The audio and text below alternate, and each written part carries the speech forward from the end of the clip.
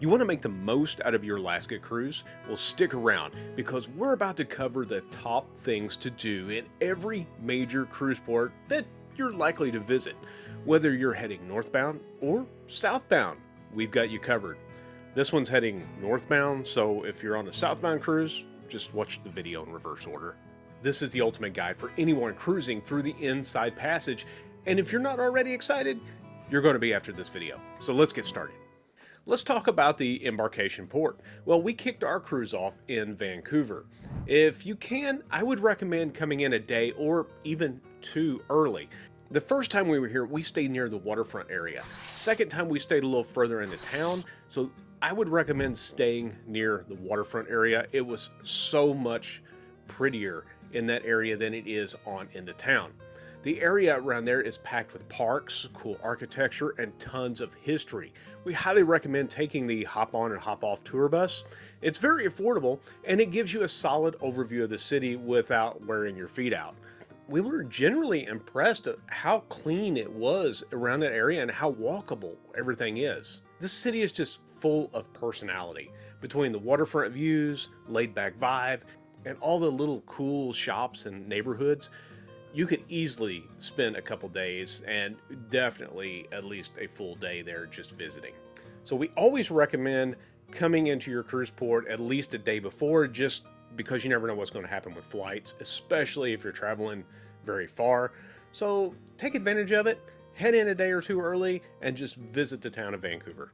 So the first port on our cruise was Ketchikan. This is known as the salmon capital of the world. This place is rich in native Alaskan culture with the largest collection of totem poles anywhere in the state. You'll see them all over, but definitely stop at Saxman Village and the Totem Heritage Center to get the full story. Now, Saxman Totem Park is a must-see. This is an outdoor collection of towering totem poles, and it's not just beautiful, but full of powerful stories and symbols. Make sure to take a guided tour if you can. You'll walk away with a much deeper appreciation for the artistry and the traditions by learning all the stories and meaning behind these totems. Also, visit Creek Street. It used to be a red light district, and now it's a boardwalk full of boutiques and little local shops. And if you're there between July and September, check out the salmon ladder and watch for them to leap upstream. It's really neat to see. Now, we went earlier in the season, so it wasn't quite there yet. They usually start, from what the locals said, about mid-July, somewhere in there. But we had a viewer reach out the other day that said that they were there on July 11th and they still hadn't started yet. So it depends year to year. If you really want to see them and that's important to you, go towards the end of July, maybe in August, and you should catch them because it typically runs through September. Another thing that's really neat to see if you're in Ketchikan is the Great Alaskan Lumberjack Show. It's loud, fast, and hilarious. They have axe throwing, log rolling, chainsaws flying everywhere. It's a fun way to experience Ketchikan and its logging history. Now, for you wildlife fans, head to the Herring Cove. When the salmon are running, usually mid-July, like I said, to September, you've got a good chance of seeing black bears. Now, just don't go too early in the season or you might come up empty and it's kind of a waste because it's a little further out. But if you're going during that time of year, it's definitely worth a visit. Now, what about food? Well, we get a lot of questions about where's the best places to eat.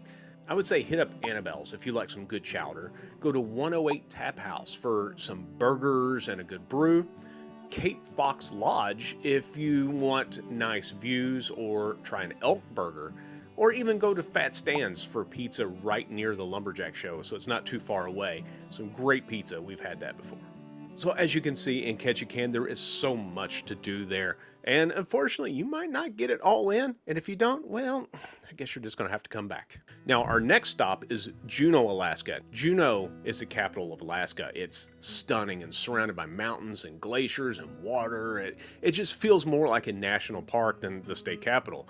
Our top recommendation, book a whale watching tour and combined it with a visit to Minnetonka Glacier and Nugget Falls. Our whale watching was sadly canceled this time, but we did it before and it was unforgettable. It was fantastic, which has made us want to do it again.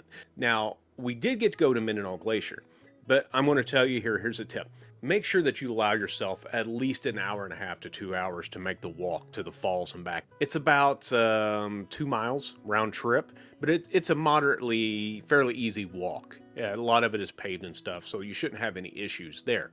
But it is definitely worth it, and the views are just stunning. Now, if you're into more of an adventure, you can also book a canoe excursion where you can canoe up to the bottom of the falls, get out, enjoy some scenery, and then go back out. We haven't got to do that yet, but I hear it is absolutely amazing.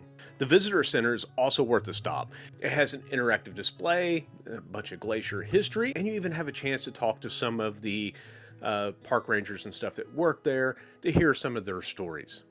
Some other great things that you can do while visiting Juneau is ride the Mount Roberts tramway. This has some amazing views. It was, yes, a little pricey, but they say that the views from 1,800 feet up are unreal. Now, we didn't do it because of the price. I would like to do it sometime, but unfortunately, didn't make it this time. If you have any photos from up there, post them in the comments below. I'd love to see them. If you do decide to ride it and go to the top, they have things up there like scenic hiking trails. They've got a nature center, and you can even see the rescued bald eagle at the Raptor Center that's located up there. There's also a cozy mountaintop restaurant where you can grab a drink and just soak it all in while relaxing on top of the mountain. Here's a little extra tip for you guys. If you're on a private tour where you have a little flexibility, ask your driver to swing by the dump area if you're headed out of town that way. There is a tree-filled area that's real close to the dump, and it is absolutely swarming with bald eagles. It is amazing. Just never seen anything like it. Can't even explain it. You need to go see this if you have a chance. For food and drinks, I would say if you want a good coffee, go to the Rookery. For crab legs, you can't beat Tracy's Crab Shack. Now, this is very popular, so get there early or you're probably going to wait in line. And if you want a good beer, go to the Alaskan Brewing Company. Make sure to stop in too at the Red Dog Saloon. It's pure authentic Gold Rush with sawdust on the floor, swinging doors, and they even have a drink called the Duck Fart. Not had that one. If you have, let me know. I'm curious what it tastes like. What is it? This place is full of history. It's been serving up drinks since Juno's mining days, and they say it was even frequented by White Earp himself. Our next port was Skagway. Now, this is almost like going back in time. It's small, but it's packed with things to do. One of our favorite excursions was a sled dog adventure. Now, you get to ride up this mountain to the sled dogs on this big, massive Unimog, where you go up, you meet the dogs, you get to pet them, and they're very excited to see you. Then you jump on this metal cart. There's a sled. That's what they call their training cart. So they use this in the summertime to help keep the dogs in shape. Once you go through that, you get to ride around for a while, and then you load back up on the Unimog, and on your way down, you stop at this scenic overlook with some amazing views of the valley and mountains around you. Once you get back down to what they call base camp, you get to hear the history of the sled dogging and the history of the Iditarod and what goes into that. And you get to meet some of the other dogs there and even the puppies. That was the highlight for my daughter and my wife, was getting to see and meet the new puppies and hold them. They've also got a gift shop there with some fantastic coffee too, so make sure you grab some of that before you leave. Now, one of the most iconic excursions to do in Skagway is the White Pass Scenic Railroad. Now, this is roughly a 2-hour and 45-minute train ride through some beautiful landscapes, complete with steep cliffs, waterfalls, and even an original trestle bridge. This thing is amazing. We didn't do it on this trip. We did it before, but our family chose to go while we just stayed in town and explore a little bit more. If you've never done this excursion before, I would highly recommend it. You can't beat the views. When you're back in town, some of the other things that you can do around there is walk down Broadway Street, check out the Mascot Saloon, and then go visit the Gold Rush Cemetery. And if you want to see some falls, Reed Falls is just a short scenic walk right behind the cemetery. Now, if you're a big adventurer, take a helicopter ride up to the glaciers where you can land on a glacier and then go dog sledding on ice. You can even go sea kayaking or even just enjoy some of the hiking trails up through the Klondike Gold Rush National Historic Park. But might want to bring some bear spray just in case. Now, for food and drink, I would recommend Skagway Brewing Company for some great burgers and beer. On our trip, Nikki and I split a flatbread pizza and some pimento cheese dip. That was delicious. And our daughter got one of the giant pretzels that they had, and she said it was really good. If you're looking for some delicious food, definitely go by Skagway Brewing Company. Another place to check out is the Red Onion Saloon. This place was an actual brothel during the gold rush, and now it doubles as a museum.